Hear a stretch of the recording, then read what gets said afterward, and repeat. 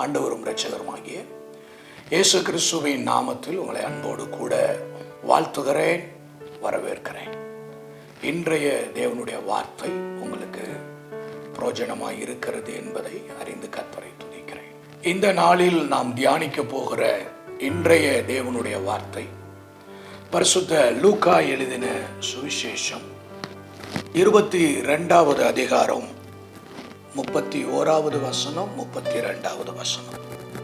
பின்னும் கர்த்தர், சீமோனே சீமோனே, இதோ கோதுமை சுளக்கினால் புடமிடுகிறது போல சாத்தான் உங்களை புடைக்கிறதற்கு உத்தரவு கேட்டுக்கொண்டான். நானோ உன் விசுவாசம் ஒளிந்து போகாதபடிக்கு உனக்காக வேண்டிக் கொண்டேன்.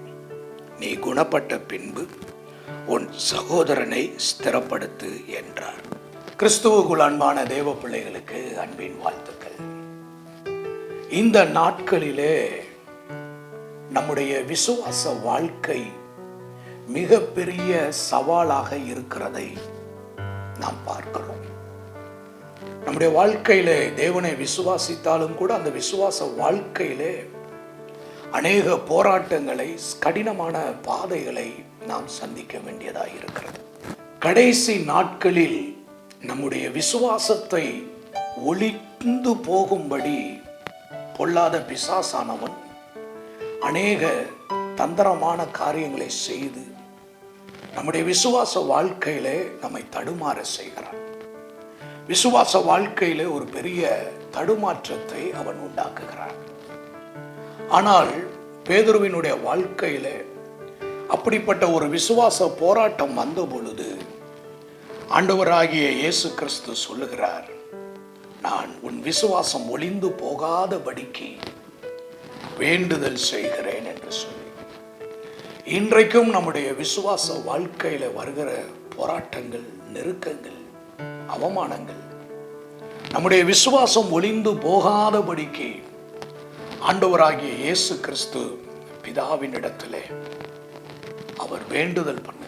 ஆண்டவராகிய இயேசு கிறிஸ்து நம்முடைய விசுவாசத்திற்காக அவர் வேண்டுதல் செய்கிறபடியால் நம்முடைய விசுவாசம் நாளுக்கு நாள் பெருகி கொண்டே இருக்கும். நாம் விசுவாசத்திலே வளர்ந்து கொண்டே இருப்போம். விசுவாசத்திலே மிக பெரிய காரியங்களை, மகிமையான காரியங்களை நாம் நம்முடைய வாழ்க்கையிலே காண முடியும். உங்களுடைய வாழ்க்கையில் விசுவாச குலைச்சல் ஏற்பட்டிருக்குமானால் இந்த நாட்களில் ஆண்டவரிடத்திலே ஜெபியுங்கள். ஆண்டவரே, என்னுடைய விசுவாசத்தை வர்த்திக்க செய்தரும். என்னுடைய விசுவாசத்தை ஆண்டவர் நீர் பெருக செய்வீராக. உம்முடைய விசுவாசத்தின் ஆவியினாலே கர்த்தர் என்னை நிறைத்தருளும் என்று சொல்லி ஆண்டவரிடத்திலே ஜெபியுங்கள். ஆண்டவராகிய இயேசு கிறிஸ்து நம்முடைய விசுவாசத்திற்காக விண்ணப்பம் செய்கிறபடியால் நாமும் நற்சாட்சி பெற்ற பாத்திரங்களாக இந்த தேசத்தில் விளங்க முடியும். யோபுவினுடைய வாழ்க்கையில அவனுடைய விசுவாசத்துக்கு எதிராக அநேக பாடுகள் வந்தது. அவனுடைய விசுவாசத்தையே நிலைகுலைய செய்யும்படி அவன் போராட்டங்களை சந்திக்க வேண்டியதாக இருந்தது. அந்த விசுவாச போராட்டத்திற்கு நடுவிலே யோபு சொல்லக்கூடிய வார்த்தை, தேவரீர் நீர் சகலத்தையும் செய்ய வல்லவர், நீர் செய்ய நினைத்தது தடைபடாது என்பதை நான் அறிந்திருக்கிறேன். இழப்புகள், மரணங்கள், அவமானங்கள், தோல்விகள் இவை அத்தனையும் யோபுவினுடைய வாழ்க்கையில சூழ்ந்து கொண்டிருக்கும் பொழுது தேவன் செய்ய நினைத்தது தடைபடாது என்று எப்படி சொல்ல முடிந்தது? அவனுக்குள் பிசாசானவன் எல்லாவற்றையும் பறித்து கொண்டாலும் அவனுடைய விசுவாசத்தை அவனிடத்திலிருந்து பறிக்க முடியவில்லை. காரணம் என்னவென்றால், விசுவாசத்தை துவக்குகிறவரும் முடிக்கிறவருமாயிருக்கிற இயேசு கிறிஸ்து.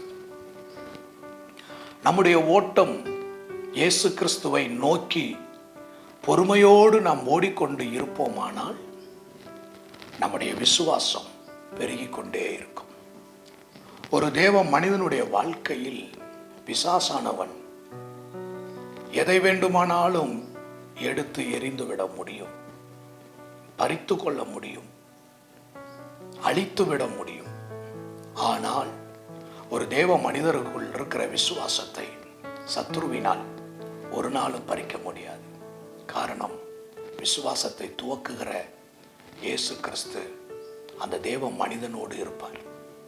அவர் விசுவாசத்தை ஒவ்வொரு நாளும் துவக்கிக் கொண்டே இருப்பார்.